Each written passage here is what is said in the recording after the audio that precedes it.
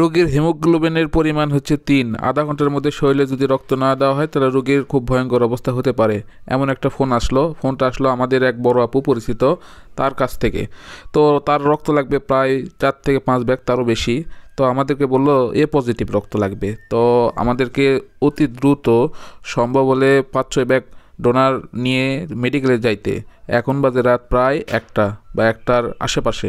তো 1টার আশেপাশে positive donor, এই সময় সবাই সাধারণত ঘুমিয়ে যায়।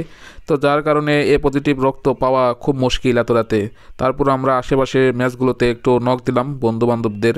তো নক দিয়ে মোটামুটি আমরা 3 ব্যাগ রক্ত ম্যানেজ করতে পারছি। এখন রাত বাজে প্রায় 1টা, আমরা যখন রক্ত দিতে যাচ্ছি। তো বিপদের রাস্তা নাকি শেষ হতে চায় না। তো আমরা যেখানে মেডিকেল যেতে আমাদের 10 মিনিটও লাগে না, সেখানে মনে হচ্ছে আজকে মেডিকেল যেতে কত সময় লাগতেছে, মানে রাস্তা যেন শেষই হতে চাচ্ছে না। তারপর আমরা ডোনার নিয়ে আমরা 6 থেকে 7 জন মেডিকেলে পৌঁছালাম। পৌঁছে সোজা চলে গেলাম যে রক্ত যেখানে নেবে, প্যাথোলজিক্যাল বিভাগ।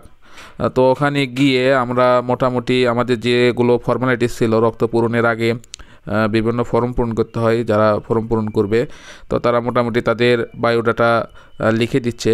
আর পাশাপাশি অন্যজনেরা রক্ত কোথায় নেবে সেগুলো সব রক্তের ব্যাগ থেকে শুরু করে সেগুলো যে আরও ফর্মালিটিস আছে এগুলো তারা শেষ করতেছে। তো সকল ফর্মালিটি শেষ করে এখন রক্ত দেওয়ার পালা। ডোনাররা রক্ত দিচ্ছে। একজন আছে এর মধ্যে যে আজকে প্রথম রক্ত দিচ্ছে, সে একটু ভয় পাচ্ছিল, যার কারণে আমরা তার পাশে দাঁড়ায় তাকে একটু সাহস দিচ্ছিলাম। আর এখন যাকে দেখছেন সে বেশ কয়েকবারে রক্ত দিচ্ছে, সে ভয় পাচ্ছিল না। তো তার সাথে একটু ক্যামেরাবন্দি হলাম।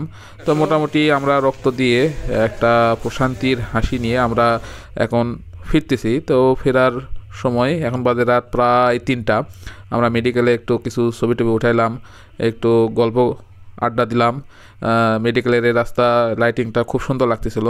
একটু মেডিকেলের আশেপাশে ঘুরে ঘুরে বেড়ালাম, কারণ এরকম রাত 3টা বা 2টা 2:30টার দিকে কখনো মেডিকেলে আসা হয়নি। আর আল্লাহর কাছে সবসময় দোয়া থাকবে এই মেডিকেলে যাতে আমাদের কখনো নাও আসতে হয়। তো সবাইকে ধন্যবাদ। আসসালামু আলাইকুম।